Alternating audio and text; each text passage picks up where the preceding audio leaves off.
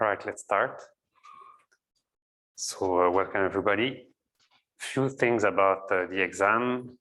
So maybe the message that I sent did sound like strongly worded to you. So sorry, that's so people who did go over all the wrong copies last time, the wrong scantrons, and tried to, so there were many of them.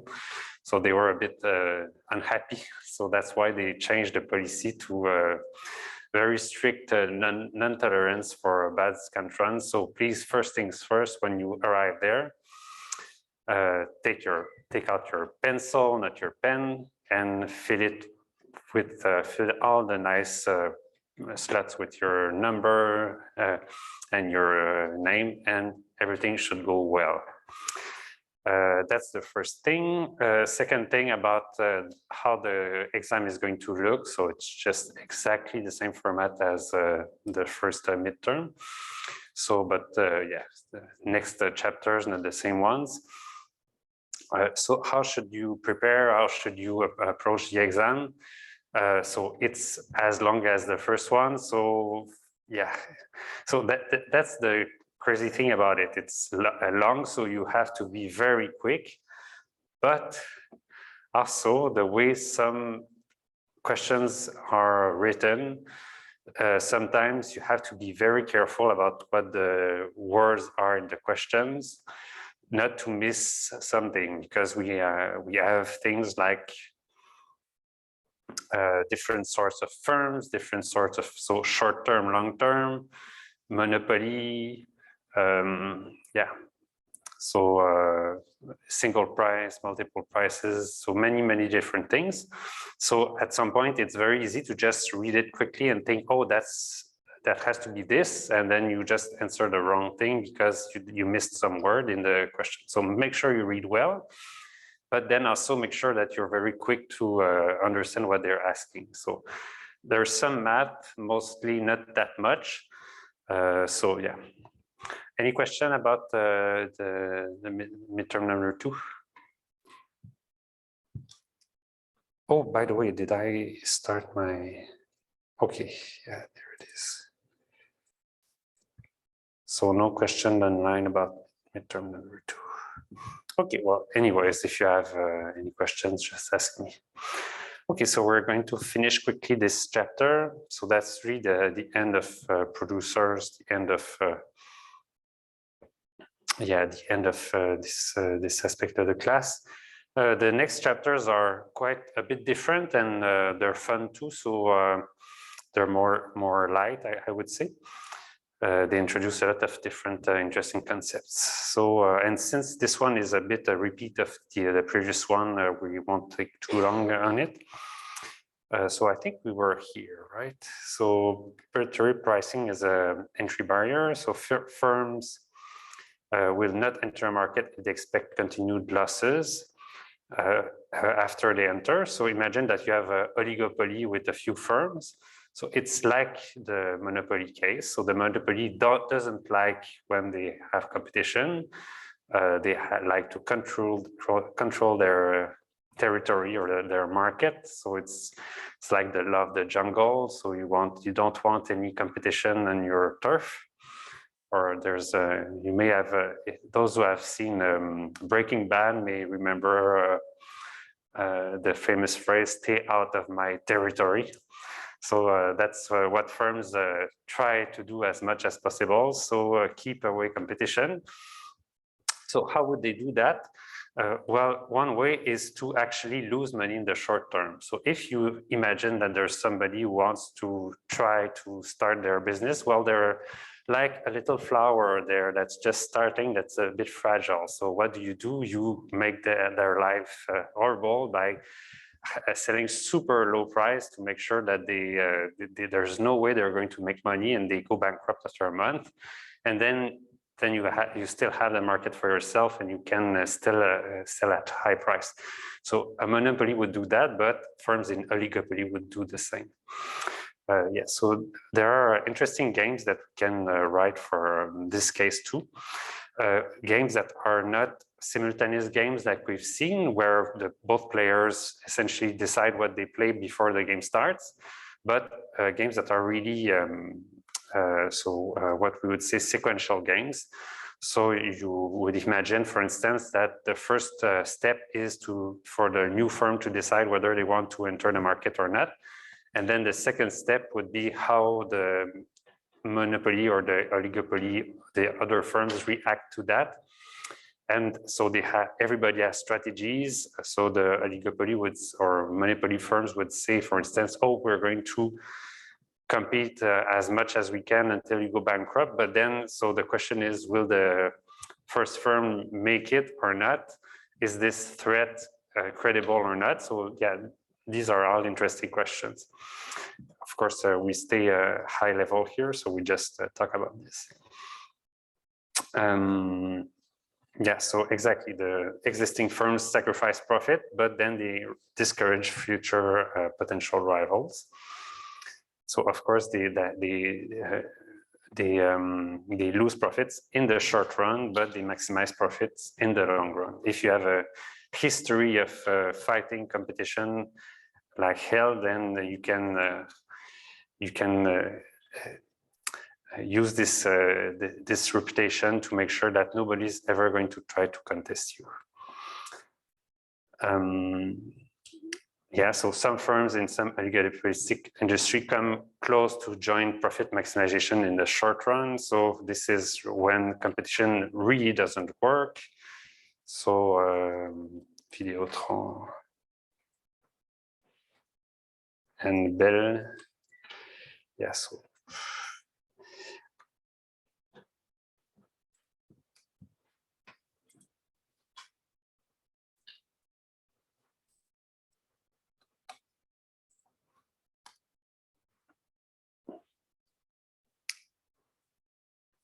and then other oligopolistic industries. In other oligopolistic industries, firms compete so intensely that they are close to achieving competitive price and output. So this happens for some industries where the profit margins are super small.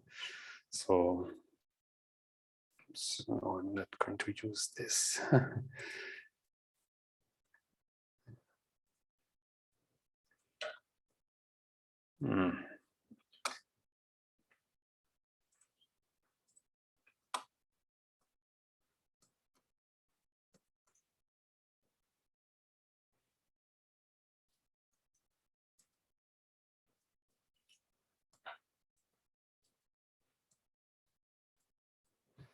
So these are usually old industries where there's not a lot of innovation.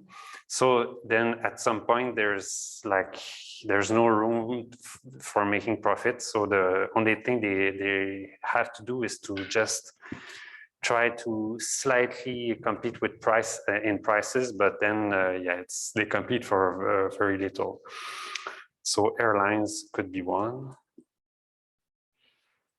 Car dealerships.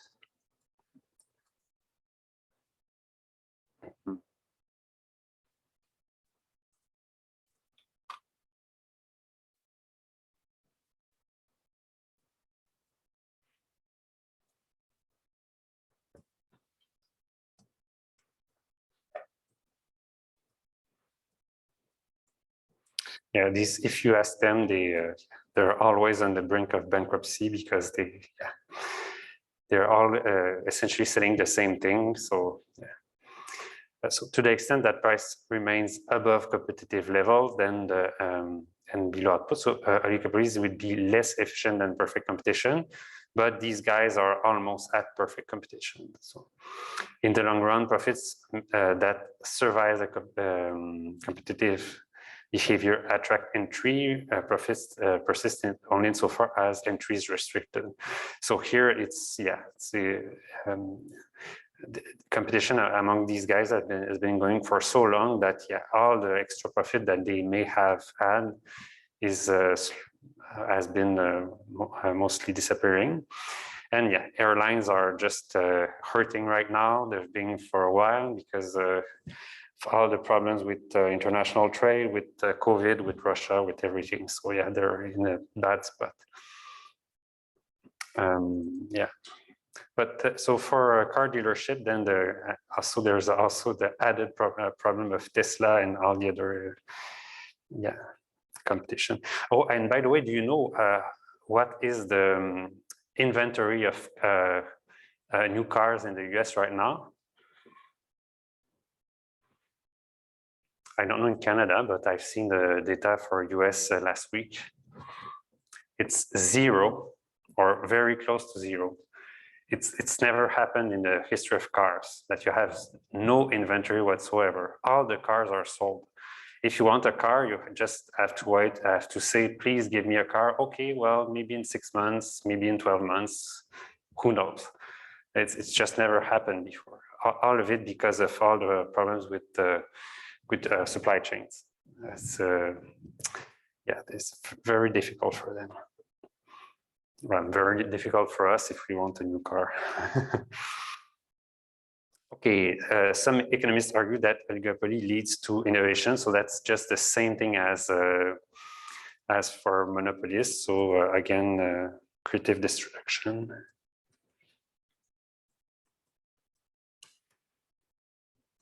So the same story. So they argue that oligopolies face strong competition from existing rivals and cannot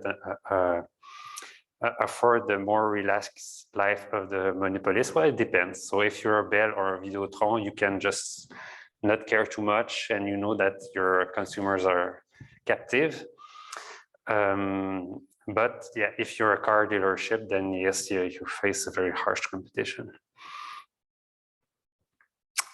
Oligopoly is an important market structure in modern economies because there are many industries with, what did I say to say there? Yeah, exactly.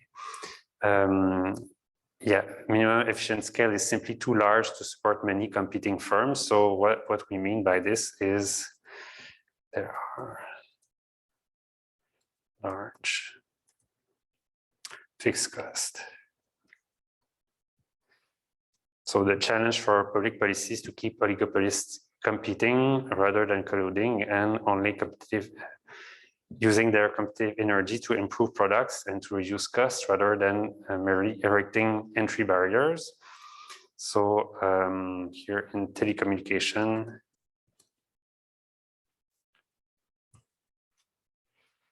Europe is a success.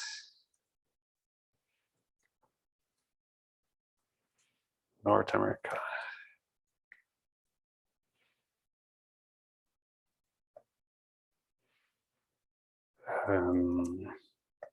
Big disappointment.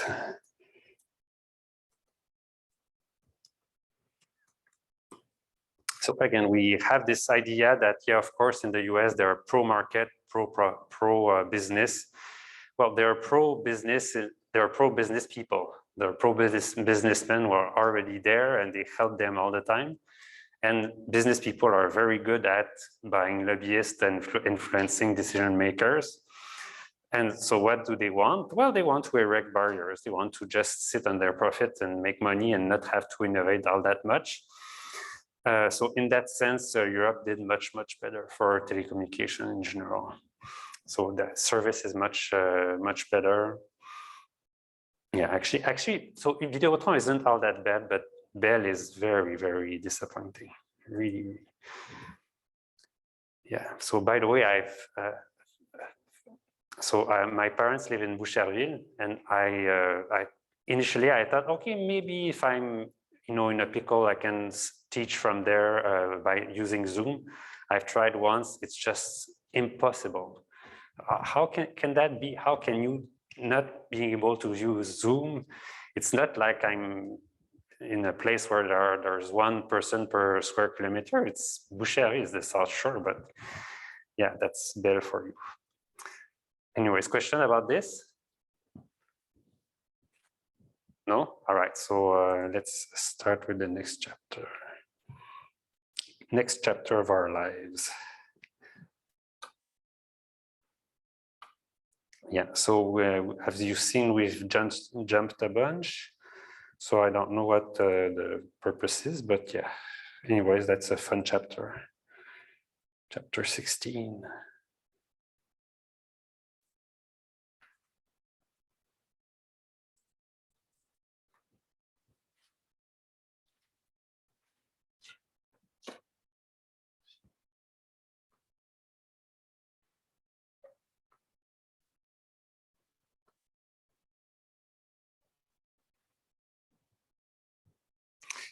Okay, what is chapter 16? Well, it's an overview of the role of government. So far we've seen everything that could go well in markets, some things that could go bad in market, but so we haven't discussed extensively about how the government does intervene in markets. So for better or for worse, if we economists believe that markets should be regulated or should be there should be some intervention in them, then that's just the way it is. The government has to have to intervene in them, and we have to care about how this this happens.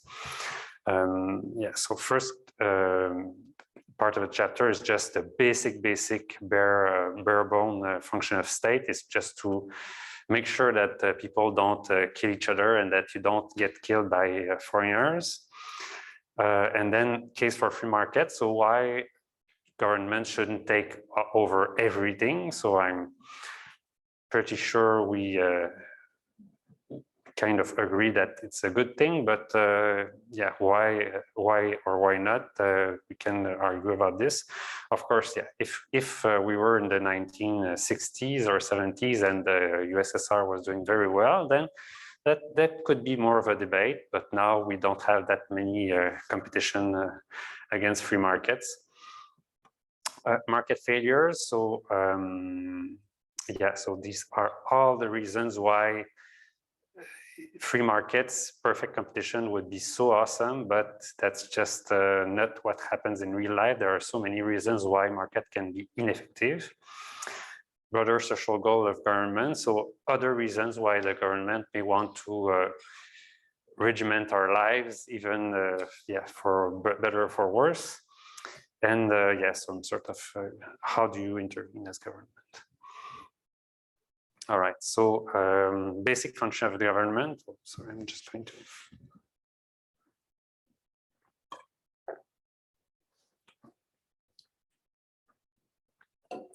Okay, basic point is we don't have a choice between two extremes. So this is sometimes what you're going to feel. So if you look at some debate on TV, it looks like you have two choices. No government whatsoever, or perfect communism or perfect dictatorship.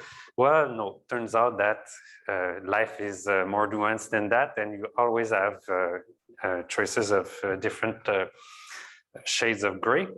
So yes, we don't live in a totally unhampered free market, and we don't live in a fully centralized common economy. So yeah.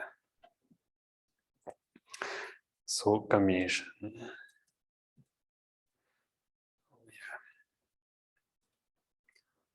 I'm going to fix this.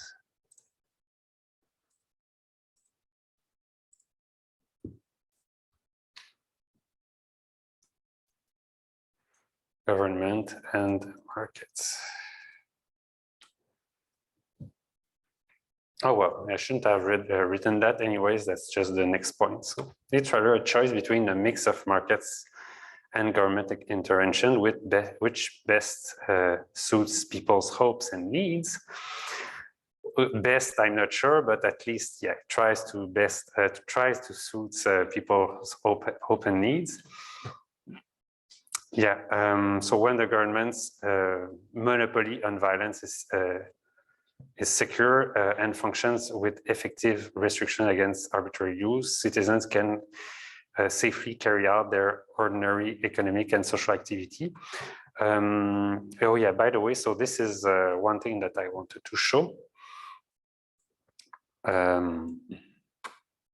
So this is something I've added there, so I'm just going to put it there. So this is the government spending, federal government spending.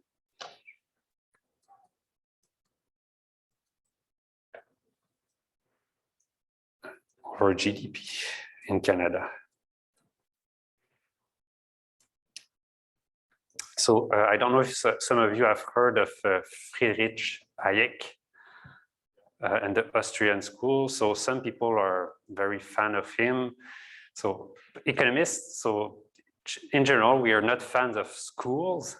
We just care about, let's see if some theories work and they fit data well. Yeah, but some people really like old stuff, and that's so one of his books, famous book, is the Road to Serfdom, and what he was saying is, be careful. As soon as you have a little government, then all they try to do is take over every function of life, and like a cancer, eat everything, and everything is going to become communist. So is that a prophecy that came out to be true or not? Well, we don't know for the very far future, but let's look at what has been happening since the 60s. So yeah, maybe in the 1961, the government spending relative to GDP was a bit lower, but you see that it's more or less stable. So yeah, in Canada, it's so that's obviously not as high as in other countries. Why? Because we are a federation, so we have 2 levels of government. And it turns out that the government of Quebec has very important roles that cost a lot, like health and education. But still, yeah, that's the federal government spending, and they spend a relatively stable amount of money in terms of GDP. So it looks like it's possible to just choose what your government mix is and keep up with it. So if you looked at somewhere like France, they have a much higher share of the government in GDP. I think it's more or less 50%, maybe even a bit higher. So yeah, French government is a huge employer in France. But then again, it's always stable too. So it looks like it's a function of how much you like things being administered from top down, or whether you prefer a mix of more markets. So what does that mean to have a monopoly on violence? Well, it's just it just means that so you the only way that you can take a gun and harass your fellow citizens is if you're a police person or if you're a part of the army. Otherwise, you cannot do that. And by the way, why do we say this? So we say this because essentially what so politicologues or people who study government have realized is that a state of nature, quote unquote, when there is absolutely no person who has a monopoly on violence, is not a stable case. Why? Because if nobody has a gun, then if somebody picks one, then okay, he's the new dictator in town, because you have, as soon as you have a gun, you can choose life or death for your compatriots. And so it's never happened that for long there's been a void in power. So if you think about, say, Europe in the Middle Ages, then it was just a competition of who's going to get the monopoly in power, so that they can just become the king or the lord there and tax the farmers. And if you have weak government, then it's what happens. So think about, say, New York in the 70s, maybe. So you had the mafia there that was saying, so it turns out that the police is not so good to protect you. Let me protect you. So what are they doing there? They're saying, no, I'm the new sheriff in town. You should come to me if you have a problem. I'm the one who has a monopoly on violence, but there is a price. You have to pay me this small percentage of your business. Otherwise, something may go wrong. There might be a fire, or so it's always a struggle. Who is going to get the monopoly in violence? And the great achievement of modern governments is that this monopoly is more or less not contested. So you have one central authority that has a very good grasp on power. And so it's, yeah, there's less and less crime. So that's, some of you have heard of a guy called Steven Pinker. Yeah, so yeah, he has a very interesting books about the decline of violence. And he shows that, yeah, essentially in mostly all aspects of life, violence has been declining. So yeah, now I don't know what he's thinking about what's happening in Russia, but yeah, so between countries and inside countries, usually there's a decline in violence all the time. So that's why, if with the decline of violence comes a great opportunity for economic prosperity. So of course, that's everybody's known that for a long time. So Adam Smith, people often think of him, oh yeah, for sure, he's the guy who said that our markets and perfect competition work well, and that's all he said. No. So he was a philosopher that wrote about so many things. Yeah, and this is an aspect of his book. So you see that he was very much interested in the growth of government as well. So here is writing, the first duty of the sovereign. So back then they had a king, is protect the society from the violence and invasion of other independent society. Second is protecting as far as possible every member of society from the injustice of oppression of every other member of it. So yeah, he basically had a whole theory about every aspect of society. So this is, of course, what Ukraine doesn't have right now, and this is yeah, what police provides for most people there.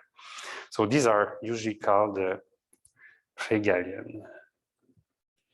So in political science, they would say that regalian function of the monarch. It's law and order, taxation, and the army. So a few paragraphs later, he talks about the fact that you also need public goods, which we're going to discuss, and that to pay for all of these things, security, public goods, and all the function of the government, then the monarch has the duty or the capacity to tax its citizen. So so all of this was already there, and that's very, very old stuff. So people have understood this for a while.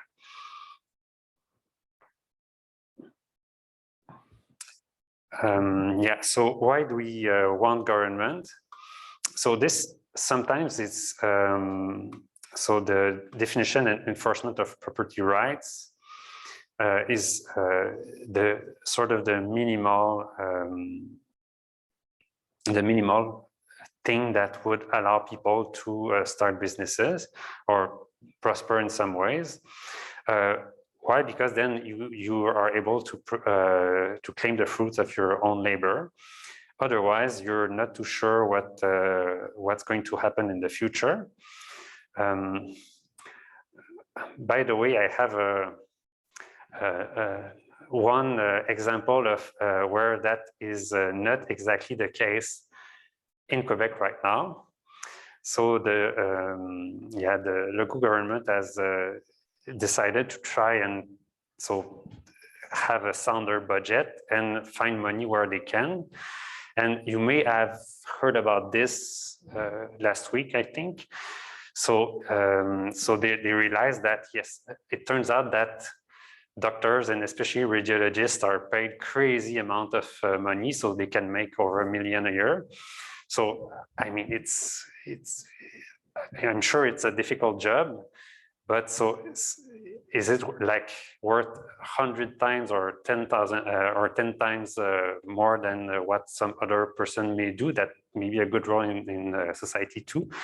So that's open for debate. So anyways, they realize that the way that they pay for the encode the way they perform some acts. So whether they have infiltrations and they have so they use scans to make sure that this works well. If they if their procedure on knees, for instance. But then they said, okay, that's too. You have just asked us to pay way too much. So what we're going to do is look back at the last, I think, 5 years and all of the things that you have been paid for. So now it's open for debate. So you cannot, maybe you are going to change the way that's been paid, so you don't have as much money. So what's wrong with this sort of action, the retroactive action? Well, it really looks like a banana republic. So it's perfectly fine to say, we think that the system doesn't work and you're paid too much, so we're going to change the rule right now going for in the future. But if you say, oh, by the way, we're going to change the rules retroactively and look back at the last few years, how you've been doing your job, that's not property right. Because now if I'm a doctor or anybody who has a job, I think I'm working right now, but who knows, maybe in 5 years, the rules are going to change and the government is going to say, oh, by the way, you were not working because I'm changing the rule and you owe me X amount of money. So that's a basic thing, is people should know that when they do stuff, then the rules should be clear. So yeah, that's property rights. So it's very easy to criticize governments around the world or people of the past, but so I think it's also important to keep in mind that so even in our own society, so we have to be clear about how things work for everybody. Yeah, back in the day, I had another example. I think it was the Parti Québécois government who, again, they retroactively changed the tax law and made people owe them more money. I can't remember exactly, but yeah. So you shouldn't do that. You shouldn't change things retroactively. Yeah, but there are, of course, much worse. Yeah. So this is just an example. Do not.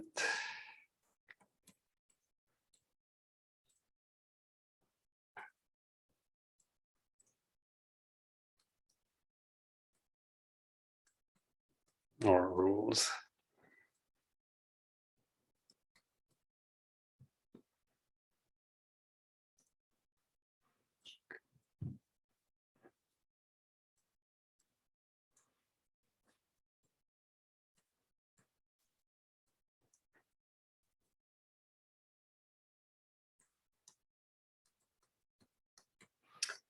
Yeah, so one example of things that are going really not so well, in my opinion, is China. So in yeah, so early 2000,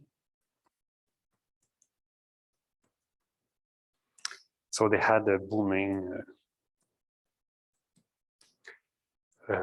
middle class and business class. So that was really starting to look like what you would find in any other country, really open and looking at the international business world. But now, in recent years, so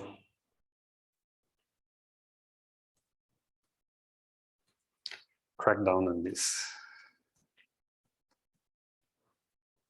So for instance, yeah, do I have the numbers on this?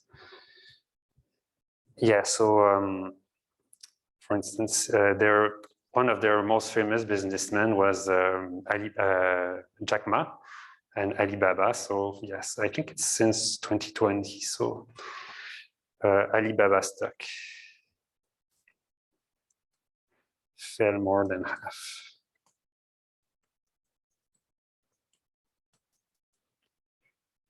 So that's just because they are changing the rule all the time, and they don't trust they don't trust business, and they don't want to make sure. So I'm pretty sure they want to make sure that there's no challenge to the central authority. So it would be like European kings making sure that there's no threat that comes from traders and small enterprises back in the day. Well, so it's very bad for openness and for the future of business in China. Yeah. So yeah, Jack Ma even went to, I think, 3 months, not to prison, but disappeared for some reason. Who knows what? All right. So okay. So why do we like free markets? So the formal defense of free markets is based on the concept of allocative efficiency. So if all markets were perfectly competitive, if governments were allowed all prices to be determined by demand and supply, then prices would equal marginal cost for all products, and the economy would be allocatively efficient. So that's, of course, sadly not the case because of market failures.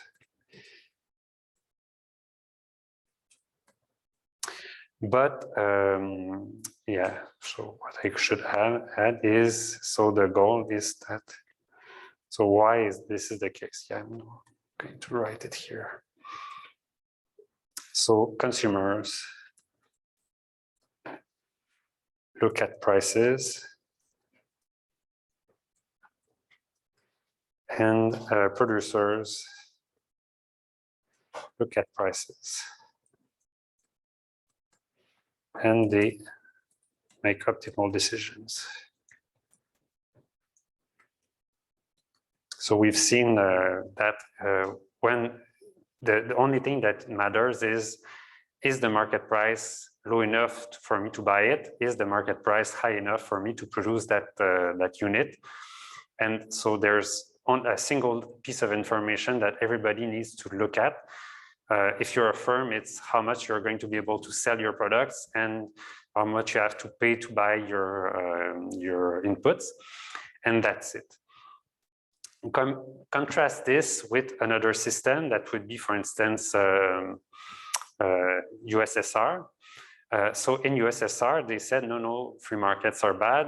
What we have to do is to centralize decision-making and decide for everybody what everybody is going to do. And so there was this phenomenon in the later days of USSR before the collapse, where watching television was very dangerous. And why was that? So I can, yeah, example of bad allocative efficiency.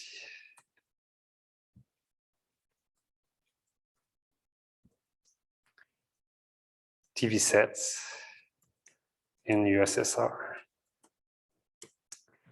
But by the way, so we've discussed a bit this. So if I'm repeating myself, say it, please. Sometimes I have these stories, but sometimes we talk. So I'm pretty sure in the first chapter we've slightly discussed why governments are important. Anyways, so TV sets in USSR, I haven't told you about it. No, all right. So what would happen is just you would be watching television, and then the TV explodes in front of your eyes, and your apartment burns down. Why is that the case? Well, if you're producing a TV set here, what would you do? Well, you know more or less what you want to do, and you say, oh, I need to buy this set of pieces, and then if for some reason I don't have them and I just don't produce it, or I'm going to try and find a substitute, that makes sense. But what did they have in USSR? Well, they knew that people were not necessarily motivated by the personal gain, because it's so you're always paid by the central government whatever you produce. So what they had to do is make sure that people would get motivated in some other ways by having objectives to comply with. So imagine you're at the end of the month and you know that you still have to produce 200 TV sets, but then you don't have screws anymore, you have nails, and you don't have this piece of equipment, but maybe you can use some alternative piece of equipment. Well, all you have to do at the end, you don't have to please the customers. All you have to do is make sure that you hit your number. So then, okay, let's use nails, and they use nails to, or sometimes they didn't have a screwdriver that was working, so they would take the screw and just bang it with a hammer. And so all of these things made more complicated products like TV. And of course, TV are not so complicated. Just imagine computers, and so that's just impossible to work with that. So anyways, to meet their target. And then, of course, what happened is if there's a bad production, then yes, if the production isn't high quality enough, it doesn't work. And by the way, some people are saying that this is what so this sort of collapse of complexity has been happening also in Russia in recent years. So Russia in the early 2000s was opening again and producing more complex stuff. But with the iron fist of the central government in recent years, then the businesses have been having more and more difficulty producing complexity and quality goods. So Russia has gone back to being essentially a petrostate. And so maybe the army may look mighty and strong on TV or in the numbers, but then in quality, it's really nothing as good as what would be produced in the West.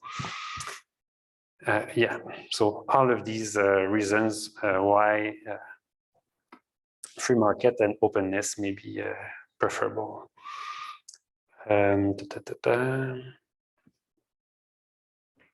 Yeah, so this is why so what's good with markets. So they provide automatic coordinations of action. Oh yeah, so sorry, this point should go there.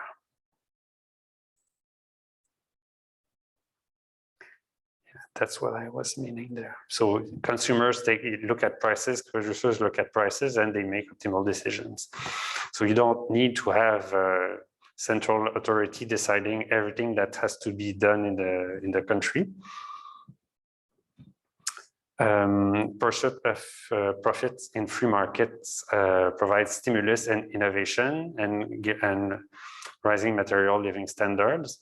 So this again, it's breathtaking how much the world has been growing in the last in the 20th century and the last 20 years of the 21st century. And this has been accompanied with the free market. And then free markets permit decentralized economic power. Did I have? I think yeah. Okay, I have it here. So did I show you this this picture before or not? No? All right. So you know what this is?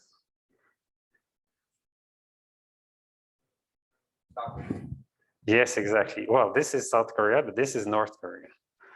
So, and what's interesting about this is, well, there's history going on and many things, but one thing is clear is after the Korean War, the country was divided in two. Southern part decided to be a free market, and with election and democracy, the northern part decided to be a dictatorship with centralized production. So we can watch from space and look at the results. So it's not a perfect experiment, but it's, as we're saying, perfect experiments are super hard in economics or in social sciences in general. So this is as close as you can have to a perfect experiment of looking at two systems. And so, yeah, they do have some light in Pyongyang, but that's it. Compare that with the South, it's just, there's just no comparison. Yeah, so that's the difference in the two systems. All right, I'm just going to stick this there. All right.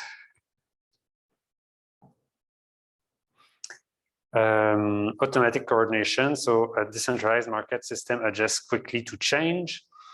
As market conditions change, prices in the market economy also change. Decision makers can react continually.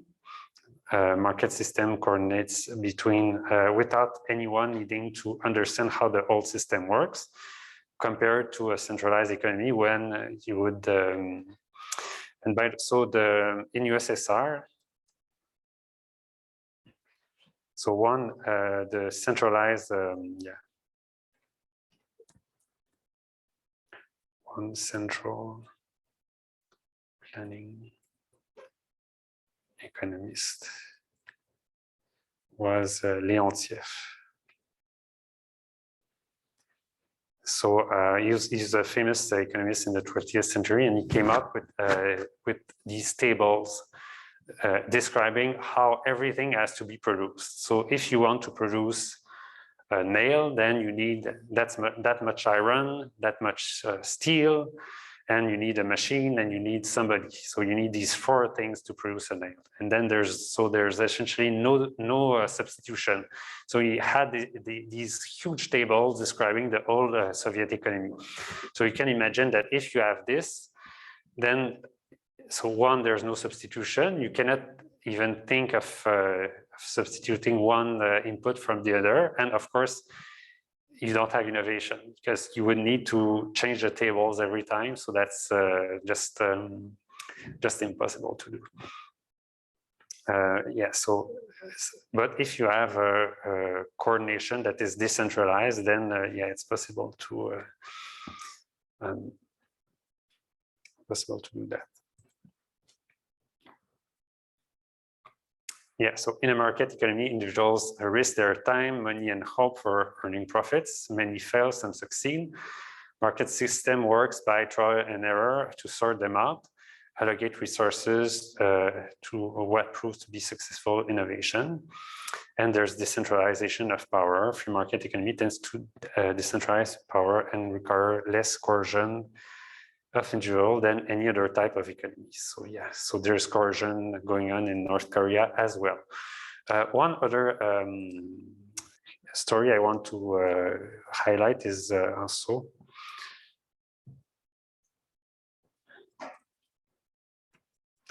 North versus South US at the Industrial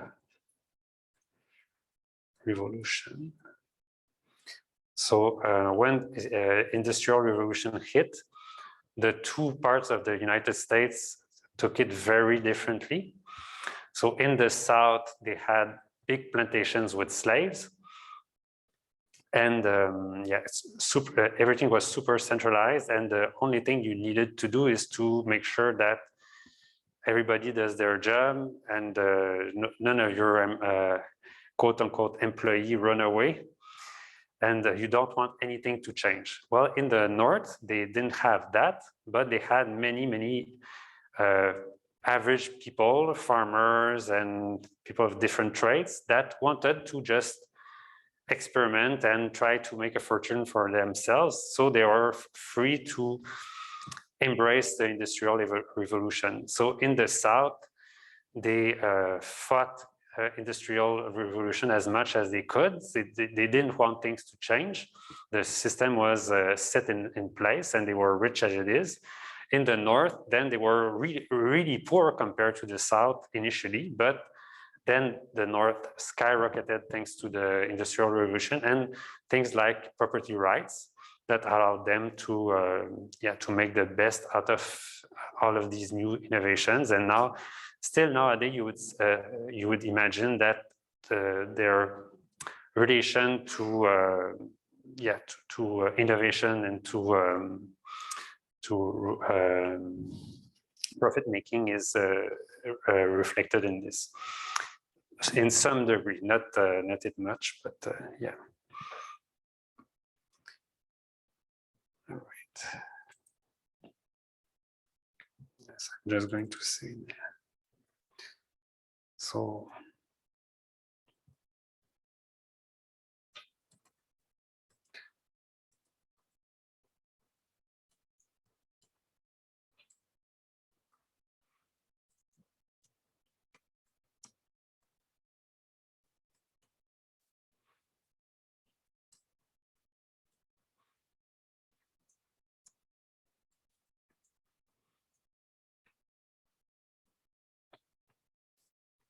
Yeah, and then the last, I'm not saying that this is the reason why the North United States won the Revolutionary War, another secession war, but yeah, it may have played a role.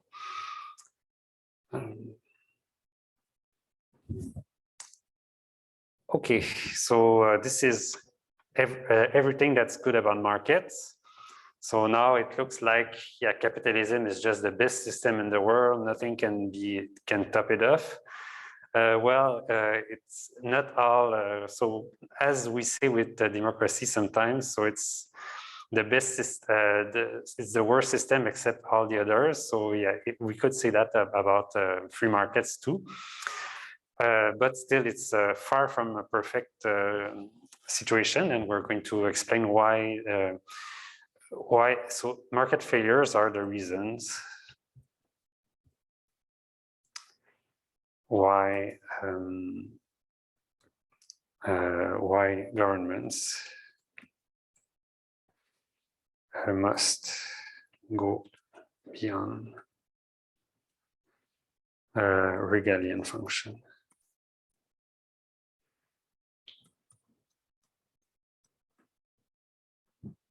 So it's all the reason why you should intervene more in the economy.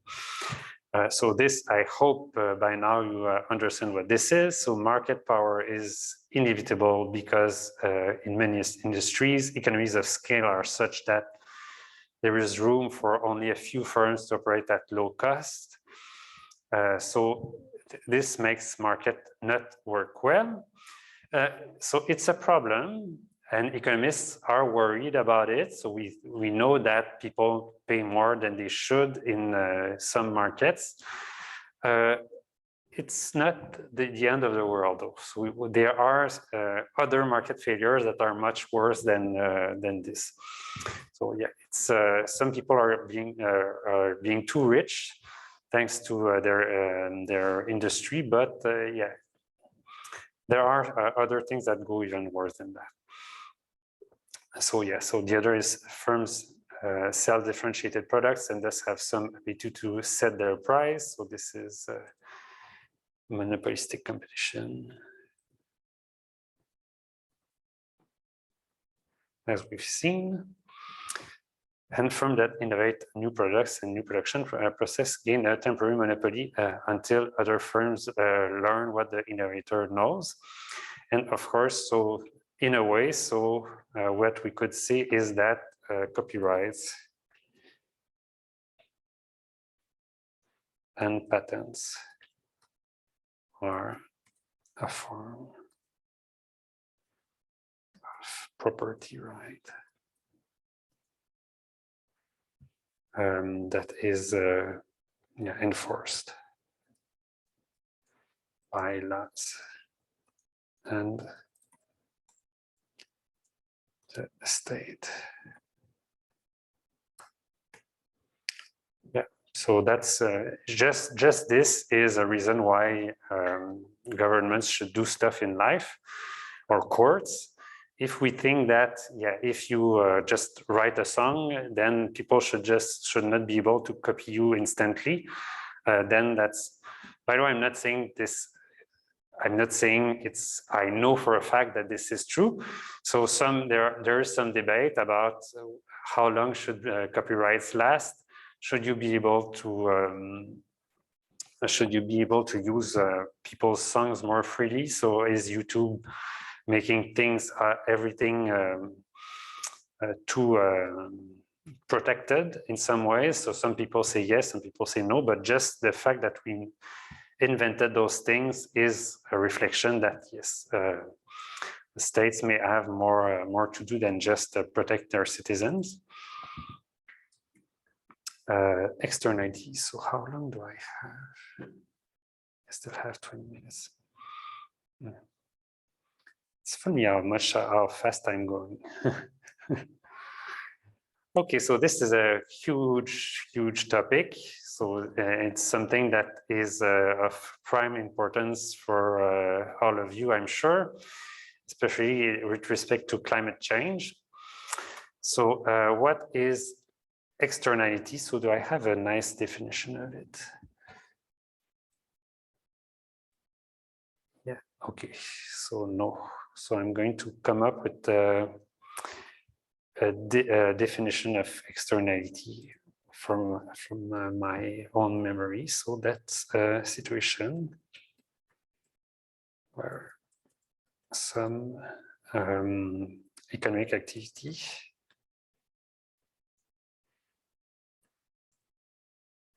or market transaction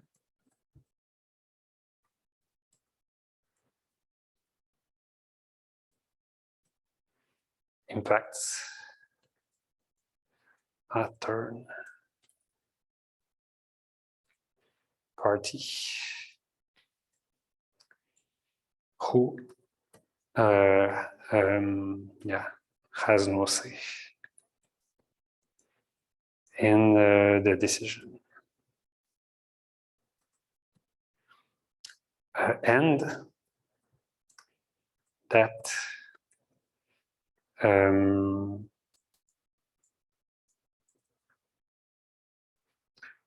does occur through the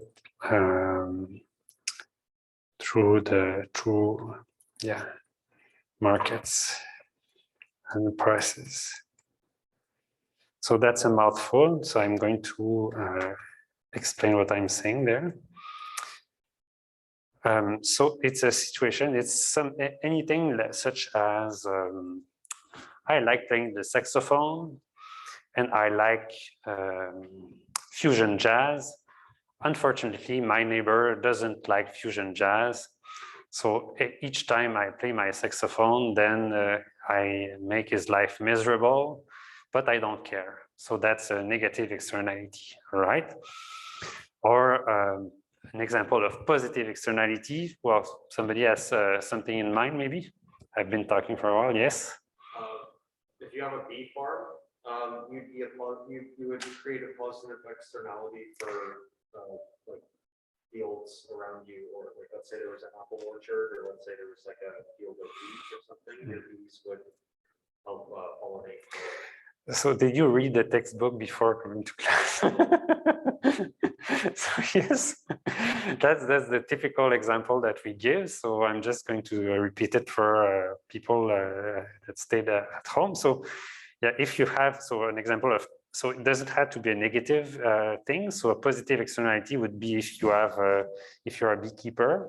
So all you care about is your own profit. So you decide how many bees you want to keep and how much honey you want to sell. But it turns out that your bees are also helping the farmer next door to have better crops, better yields. So if you don't care about that, and if your neighbor farmer doesn't tell you anything about that, then you're not going to care about this. You're not going to know about it, and you're not going to take this into account when you decide the size of your business, for instance. So that would be a positive externality. And then what is this last bit there? That does not occur through markets and prices. What I'm saying is there's a bunch of things that people don't like that still happen. So for instance, if there's a monopoly and then I somehow manage to enter the market and chip away at the monopoly's market shares and make the price lower, then for the monopolist, it's a very sad thing because they lose their place. But that's not something that's considered an externality because that's occurring through markets and prices. And actually, it's so the criterion is it making things inefficient? Well, of course not. In that case, the monopolist had what we call an economic rent, had a special place in the market where he was making outsized profit, and now these profits are lower and consumers are better off. So things are actually more efficient, and that occurred through markets. So another thing would be, for instance, if local producers in Canada or I don't know produce T-shirts, and the price of T-shirts is $25, but then we start importing T-shirts from Bangladesh or India or something, and then we can buy the T-shirts at $5 instead of $25. So I'm sure that for Canadian producers, it's very sad because they're most likely going to close business and have to do something else. But again, we don't consider that a negative externality for them because this is just a case in which actually Canadian consumers would be better off. Things would be more efficient than they would have been before. And that's occurring through, again, lower prices. So this sort of loss of rent or loss of outsized profits or creative destruction is another case. So if I have an old technology, if I'm an old car manufacturer and then there's Tesla that steals my customers, well, it's very sad that you lose your customers, but it's very good that we have this better technology that we can all profit from. So that's not externality, but everything else, everything that's happening directly, that's just not part of the market activity, then this is what we would call externality. So yeah, third-party effects. And what happens is you have essentially two things, private costs and social costs.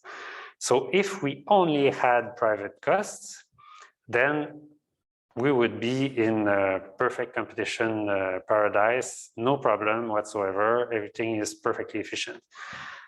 Problem is social costs or social benefits. So private benefit, social benefit, private cost, social cost. So if by social, we mean the sum of, say, go back to the beekeeper. So private cost or benefit. So private benefit is the profit I'm trying to make as a beekeeper, but the social benefit is the joint profit of myself from my honey that I'm selling and from my neighbor who has better fields. So in a sense, what would be the efficient situation in that case? The question wouldn't be maximize private benefit. It would be, of course, maximizing social benefits. Yeah, so as I've been saying, so we have many instances of negative externalities or positive externalities. So this is a clear example of negative externalities. So airborne emission from coal-fired power plants. Yeah, so do you guys know how many people die from coal electricity production per year? 2 million in cancer. Yeah, it's amazingly high. So there's more death because of coal electricity than there is from, I think, from malaria, which is just, malaria is the worst. Well, now we have COVID, but yeah, so a few years ago, malaria was the worst disease in the world that kills the most people. Well, coal production kills even more people than that. So yeah, coal is just horrible. We really should stop using that. Anything else, even gas. So gas is by no means a perfect solution, but just now get rid of coal. There's just no reason to still be using that. And sadly, Germany is still using a bunch of coal, which is yeah, it's very hard for me to understand why they're still using that. Countries that do much better is France. France, they use lots of nuclear, and they're one of the cleanest country in Europe for that. All right. It can be around Quebec for probably the cleanest electricity. Oh yeah, for sure. Yeah, and yeah, in Canada. So that's the hard thing if you're in Canada and you're trying to have a environmental policy, but you want to still win the election, and you have to get some votes in Alberta if you want a chance. So you have a province where like in Quebec where we have hydropower, which is almost probably is the cleanest province there is in Canada, but you have also Alberta, which is the dirtiest province by far. And so where does Canada stand between in terms of in comparison to all the other countries in OECD? Well, we're mostly smack in the middle. So we're not the worst. US is slightly worse. Russia or even China are worse than that. But so many countries are much better than Canada. So we have really nothing to be bragging about. And yeah, it doesn't look like, yeah, since the beginning of the war, I don't know if you've heard, but so some people in the West again have said, oh, you see now we should fight by getting rid of Russian oil and using Canadian oil instead. So yeah, it's very hard to get out from that.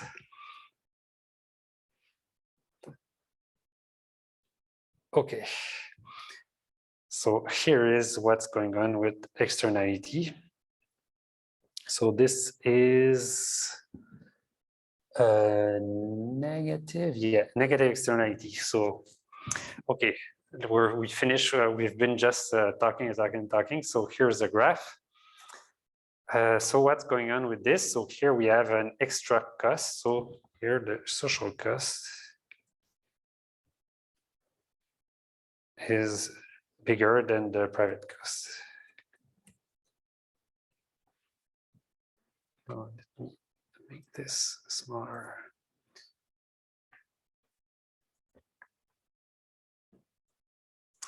Okay, so the private cost is the red line here. It's the marginal cost, the private marginal cost. So it's some firm or some market where firms just decide for themselves. They don't care about whatever happens to other people. And so they set so at least it looks like it's perfect competition here because they set supply equals demand. And here we don't have any, so if we had a positive externality that would show up in the blue line, but here we don't, we just have extra cost. So here, that's why they say that the demand equals the marginal benefit private equals the, yeah. Just going to show that here, so private marginal benefit equals social marginal benefit. Okay, and here we have some what we would call external cost.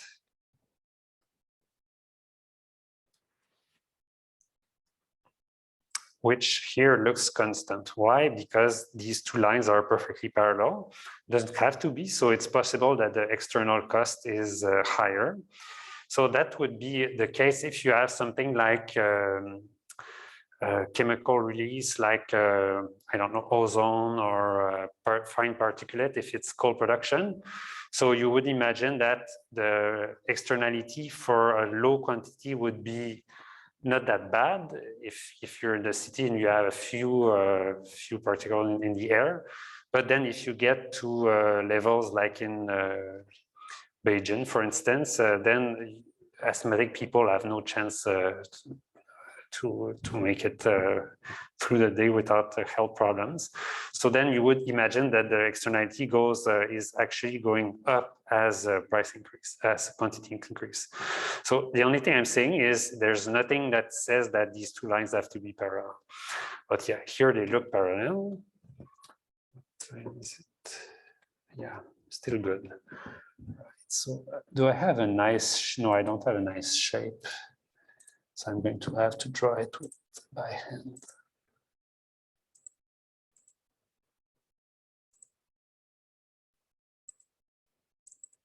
So that's external cost right there.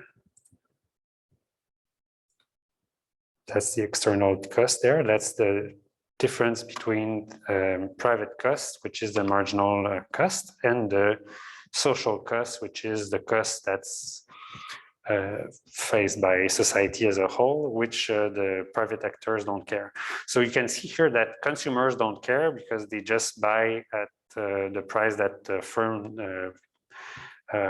supply them, and of course the firms don't care too. They just care about their own private costs. And so what is the result? So the result is that the production is QC for Q. What does C stand for? QC. Oh, competitive, yeah. Okay, probably that's competitive. So QC is the competitive equilibrium. And you see that the market price is kind of low. And so what should be the real market price? Well, the real market price shouldn't be PC. It should be this very high price there. Because what we should strive for is that the suppliers actually realize that there's this extra cost, and they sort of, what we call that is internalizing. So they internalize the cost that they're making others bear. And so the real price of for the society would be this higher price there. And the efficient quantity would be Q star. So this would be so this should be the real quantity at which things should be produced. And so just before we leave, so does that mean that we should strive? So imagine that this external cost is some pollution. So what does that mean? Does that mean that the efficient level of pollution should be 0 or not?